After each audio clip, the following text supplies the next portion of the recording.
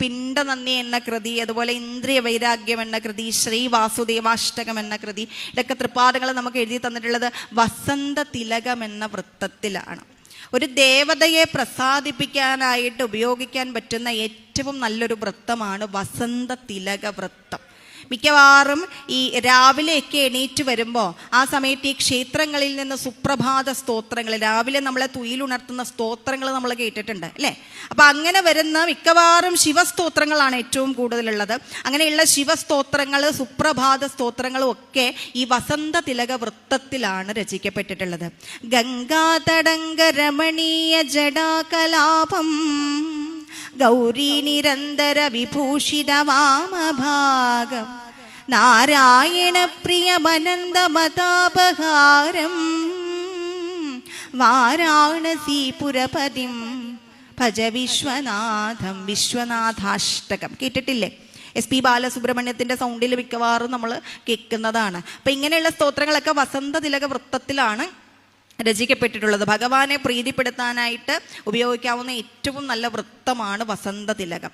ആ വസന്ത തിലക വൃത്തത്തിൽ ഭഗവാൻ ഇതിലൂടെ ഒരു പ്രീതി കൂടി ഉണ്ടാകണം എന്നുള്ള ആഗ്രഹത്തോടു കൂടി തൃപ്പാദങ്ങൾ രചിച്ചു തന്ന ഒരു ജ്ഞാനഖനിയാണ് ഗുരുവിൻ്റെ പിണ്ടനന്ദി എന്ന കൃതി.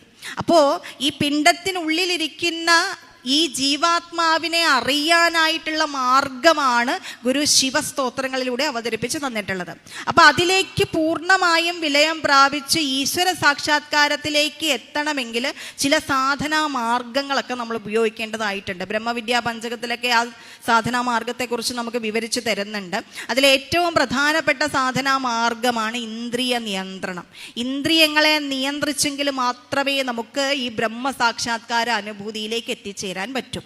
അപ്പൊ ആ ഇന്ദ്രിയങ്ങളെ എങ്ങനെ നിയന്ത്രിക്കണമെന്ന് പഠിപ്പിച്ചുകൊണ്ടുള്ള ശിവസ്തോത്രം തൃപ്പാദങ്ങളെ ഇന്ദ്രിയ വൈരാഗ്യം എന്ന തലക്കെട്ടോടുകൂടി നമുക്ക് തൃക്കരങ്ങൾ കൊണ്ട് രചിച്ചു തന്നിട്ടുണ്ട്. നാദം കടന്നു നടുമേ വിലസുന്ന നിന്മേ ചേതസ്സിലായി വരിക ജന്മമറുന്നതിനായി ബോധം കളഞ്ഞു പുറമേ ചുഴലും ചെവിക്ക് ഒരാതങ്കമില്ലടിയനുണ്ടിതു തീർക്കശംഭോ. ബോധം കളഞ്ഞു പുറമേ ചുഴലും ചെവിക്ക്. എവിടുന്നാ തുടങ്ങിയിരിക്കുന്നത്? ചെവിയിൽ നിന്നാണ് തുടങ്ങിയിരിക്കുന്നത് അല്ലേ? അപ്പം അങ്ങനെ പറഞ്ഞ് കണ്ണ്, മൂക്ക്, നാക്ക്, ത്വക്ക്, ചെവി എന്ന് തുടങ്ങുന്ന 5 ജ്ഞാനേന്ദ്രിയങ്ങളെയും വാക്, പാണി, പായു, ഉപസ്ഥം തുടങ്ങിയ 5 കർമ്മേന്ദ്രിയങ്ങളെയും നിയന്ത്രിക്കേണ്ടുന്നതിൻ്റെ ആവശ്യകതയും അതെങ്ങനെ നിയന്ത്രിക്കാമെന്നും നമുക്ക് പഠിപ്പിച്ചു തരുന്നു. ഈശ്വര സാക്ഷാത്കാരത്തിലേക്ക് എത്താനുള്ള മാർഗം പച്ച മലയാളത്തിൽ ഈ പറഞ്ഞ വസന്ത തിലക വൃത്തത്തിൽ കൂടി തൃപ്പാദങ്ങൾ നമുക്ക് മനോഹരമായിട്ട് സ്തോത്ര രൂപത്തിൽ അവതരിപ്പിച്ച് തന്നിരിക്കുകയാണ്. അപ്പോൾ ദാർശനിക കൃതികളുണ്ട്, ആത്മോപദേശകമുണ്ട്, ദർശനമാലയുണ്ട്. ഇതൊക്കെ സാധാരണക്കാരെ സംബന്ധിച്ചിടത്തോളം അവർക്ക് കുറച്ച് ബുദ്ധിമുട്ടാണ് ഇതൊക്കെ പഠിക്കാൻ അല്ലേ? എന്നാൽ അതേ കാര്യം തന്നെ ഈ ആത്മോപദേശകത്തിലും ദർശനമാലയിലും ഒക്കെ അവതരിപ്പിച്ച് വെച്ചിട്ടുള്ള, ബ്രഹ്മവിദ്യാ പഞ്ചകത്തിലും ഒക്കെ അവതരിപ്പിച്ച് വെച്ചിട്ടുള്ള അതേ കാര്യങ്ങൾ തന്നെ തൃപ്പാദങ്ങളുടെ സ്തോത്രകൃതിയിലും കാണാൻ സാധിക്കും. എന്തിനാ? സാധാരണക്കാരിലേക്ക് ഇതിനെ ആകർഷിച്ച് സാധാരണക്കാരൻ കൂടി ആ തലത്തെക്കുറിച്ച്, ആ അനുഭൂതിയെക്കുറിച്ച് മനസ്സിലാക്കാൻ വേണ്ടിയിട്ടാണ്.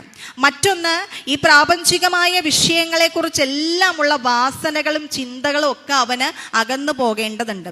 അപ്പോൾ ഒരു സന്യാസി വര്യനെ സംബന്ധിച്ചിടത്തോളം അവന് ഈശ്വര സാക്ഷാത്കാരത്തിലേക്ക് പൂർണ്ണമായും വിലയം പ്രാപിക്കണം എന്നുണ്ടെങ്കിൽ അവൻ സമ്യക്കായി എല്ലാത്തിനെയും നസിക്കണം. അതിൽ ത്യജിക്കാൻ ഏറ്റവും ബുദ്ധിമുട്ടുള്ള കാര്യമാണ് സ്ത്രീ പുരുഷ ആകർഷണം.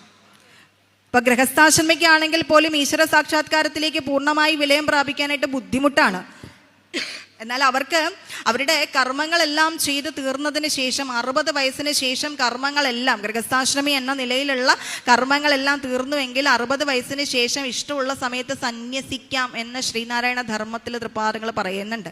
അപ്പോൾ ആ സന്യസിക്കുന്ന സമയത്ത് പൂർണ്ണമായി എല്ലാറ്റിനെയും ത്യജിക്കണം. അതിൽ ത്യജിക്കാൻ ബുദ്ധിമുട്ടുള്ളൊരു കാര്യമാണ് ഈ സ്ത്രീ പുരുഷ ആകർഷണം. അതുകൊണ്ട് തന്നെ വൈരാഗ്യം വേണ്ട പ്രധാനപ്പെട്ട ഒരു കാര്യമാണ് ഈ സ്ത്രീയോടുള്ള ആകർഷണം എന്ന് മനസ്സിലാക്കിക്കൊണ്ട് തന്നെ ഈ സ്ത്രീയോടുള്ള വൈരാഗ്യം ത്യജിക്കണമെന്ന് നമ്മെ ഉദ്ബോധിപ്പിച്ചുകൊണ്ട്, ആരോടാ ഉദ്ബോധിപ്പിക്കുന്നത്? ഈശ്വര സാക്ഷാത്കാരത്തിലേക്ക് അടുക്കുന്ന മഹാതാപസന്മാരോട് ഉദ്ബോധിപ്പിച്ചുകൊണ്ട് തൃപാദങ്ങൾ നമുക്ക് തന്ന മറ്റൊരു വൈരാഗ്യസ്തുതിയാണ് വൈരാഗ്യദശകം. അതിന് മറ്റൊരു പേര് കൂടിയുണ്ട്, മനനാതീതം. കേട്ടിട്ടുണ്ടോ? കരിങ്കുഴലിമാരോടു കലർന്നുരുകിയ പൂങ്കുരുന്നടി പിരിഞ്ഞടിയനിങ്ങു കുഴയുന്നു പെരും കരുണയാരണിയും അയ്യനി പറഞ്ഞേറ്റുരുമ്പനിനി എന്തിനുയിരോടു മരുവുന്നു. ഇവിടെ സ്ത്രീകളെ ഗുരു വിശേഷിപ്പിക്കുന്നത് കേട്ടാല് നമുക്ക് ചെറിയൊരു ദേഷ്യം ഗുരുവിനോട് തോന്നിപ്പോകും. അടുത്തവരോടൊക്കെയുമെതിർത്തു പൊരുതീടും പടത്തലവിമാരോടു പടയ്ക്കടിയനാളോ. അടുത്തവരോടൊക്കെയും എതിർത്തു പൊരുതീടും പടത്തലവിമാർ. നാക്കിട്ടടിക്കുന്ന ഒരു സ്വഭാവം ഇല്ലേ, അതേക്കുറിച്ചാണ് ഇവിടെ പറഞ്ഞു വെച്ചിരിക്കുന്നത്. സ്ത്രീകളുടെ പ്രധാനപ്പെട്ട ആയുധമാണ് അവരുടെ നാക്ക്, അല്ലേ? അപ്പൊ അതുകൊണ്ട് ആ നാവാണ് അവരുടെ പ്രധാനപ്പെട്ട ആയുധം. അതിന് 1000 വാളുകളെക്കാൾ മൂർച്ചയുണ്ട്. അതുകൊണ്ടാണ് സ്ത്രീകൾ ഇങ്ങനെ നിലനിന്ന് പോകുന്നത്. ഈശ്വരൻ പ്രകൃതിയാൽ സ്ത്രീകൾക്ക് കൊടുത്തിട്ടുള്ള ഒരു കാര്യമാണ് എങ്കിൽ കൂടി അത് ചിലപ്പോഴെങ്കിലും സ്ത്രീകൾ ദുരുപയോഗം ചെയ്യാറുണ്ട്. ഈ കൃതി തൃപാദങ്ങൾ അവസാനിപ്പിക്കുന്നത് ഇങ്ങനെയാണ്: അയക്കരുതനങ്കരിപ്പുവേനി അയക്കരുടിനെ ചടുലലോചനയോടപ്പൊൻ ശയത്തളിരിലേണ്ടിയടിയോടവനിയിന്മേൽ മയക്കവുമറുത്തു മണിമേനിയിലടച്ചീടയക്കരുതയക്കരുതനങ്കരിപ്പുവേനി.